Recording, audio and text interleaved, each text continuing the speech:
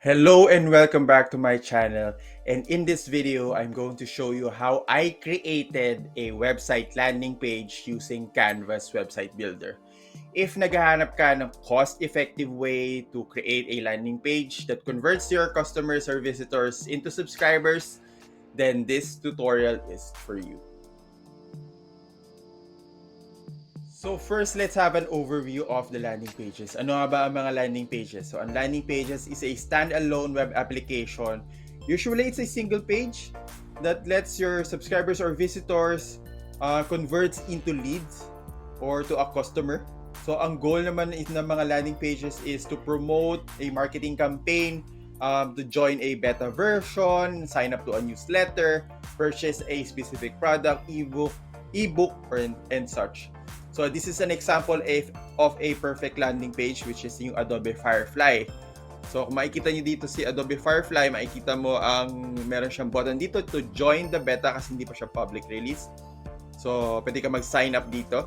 Tapos aside from that, may mga features din siya na pinapakita examples. So exciting tong Adobe Firefly. So there, ito yung example ng landing page. So, pwedeng natin gawin ito using Canva's website builder. So, si Canva nag-offer din siya ng user-friendly website builder. So, it's also the same on how you design your templates or your covers or videos. So, it's the same. No coding required. Just drag and drop, drag your text, drag your image, and Canva will do it for you.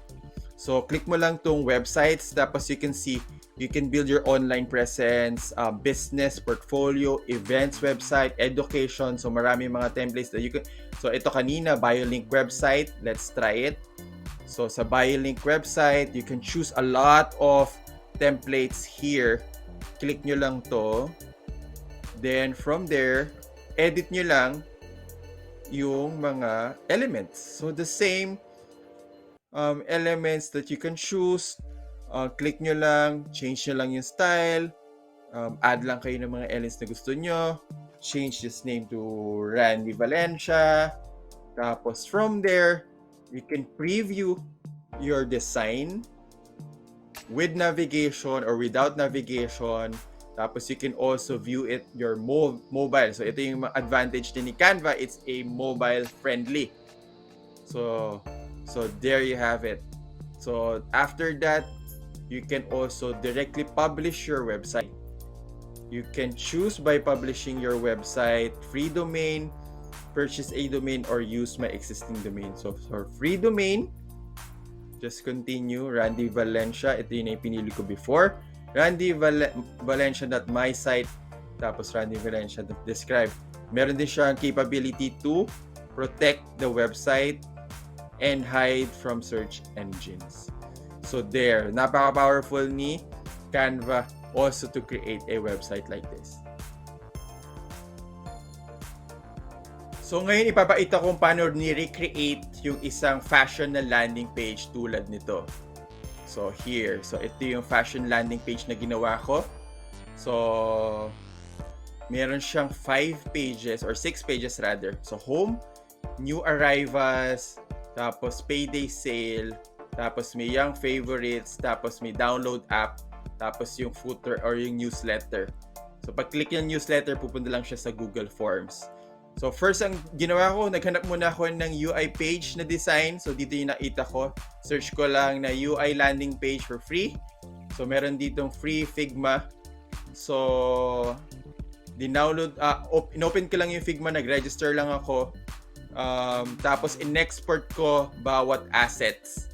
So for example, itong image in-export ko siya, itong mga image in-export ko siya, tapos yung mga icons. May ibang icons na tulad nito na pag in-export mo blurry.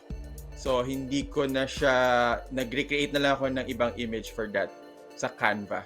For example, ito. So sinubukan ko siyang hanapin or in-exact yung mismong font size. Pero, ayan. Pero may iba na hindi ko na ginaya. Pero binasingan ko na lang. So, for example, itong vector din na icon, naghanap na lang ako ng logo dito sa Canva for the icon kasi medyo blurry na. So, nag-create lang ako dito ng rounded rectangles or rounded shapes. Finalo ko lang yung mga text or font. For example, ito, Poppins. So, Poppins din yung ginamit ko. 45 din yung font size. Tapos, mayroon text here. Tapos, create ako ng button. Tapos, itong image na in-export ko lang. Tapos, yung mga stars. Nakikita nyo may mga stars na icons or graphics. Nagkumuha na lang ako ng star icons dito kay Canva.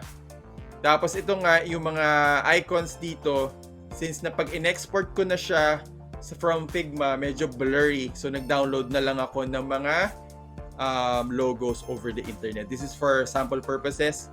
So, hopefully, hindi ma-flag. So, same with the other pages, new arrivals. So, kumuha lang ako ng mga frames. Tapos, in-attach ko lang yung mga in-export kong image. Buti na lang ito, may gradient ng kasama dito dun sa gumawa. So, hindi ko na kailangan gumawa ng gradient for that. Ito lang yung medyo nahirapan ako kasi hiwalay siya here. So, kung mapapansin nyo, hiwalay siya. So, ang ginawa ko, kumuha na ako ng gradient na yellow.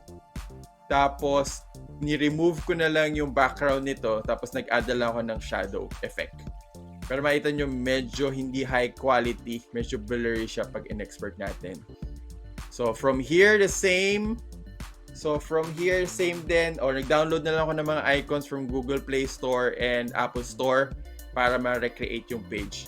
So, ang technique lang dito para maging maganda yung responsiveness or mobile-friendly, i-group mo yung mga elements together. So, for example, ito kailangan mo i-group para kapag ka nag-mobile-friendly, siya yung magkakasama. So, pwede natin i-preview yung output niya. Yung with navigation, ito yung title ng mga sections nyo. Kung ano yung nilagay yung title doon, ito yung lalabas. Ayan. So maganda siya sa desktop view. Pag tiningnan natin sa mobile view, okay din naman. Yun na, so naka-center yung menu. Tapos yung mga icons naka-center. Very nice din dito. Dito din sa payday sale, maayos din. Pero pagdating sa footer, medyo tagilid na. Hindi na siya maayos from there. Tapos, close lang natin. You can also publish this website. Tapos, continue lang. Kasi na-publish ko na siya before. Then, publish. Preparing your design na po. So, from here, hindi ko pa nasusubukan yung mga custom domain. Let me know pag nasubukan nyo. Click nyo lang yung view website. Tapos there. Ito na yung website na ating dinesign. So, from here. So, may mga limitations din. For example, itong page. Hindi ko ma-change yung page size niya. So, ayun. So, pero pag dinignan mo, maganda oh. Oh, naka-responsive yung design niya. So, there. You have it. A simple, effective landing page using Canva. I hope marami kayong natutunan sa tutorial na to, and I hope you use the Canva website feature for your clients, for your personal needs. And that's it. Thank you so much. Please do like, share, and subscribe my page. Thank you so much. God bless.